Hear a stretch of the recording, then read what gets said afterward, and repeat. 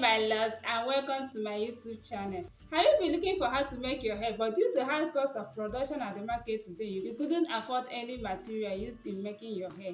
Or have you been thinking how to recreate your old attachment to look like a brand new one?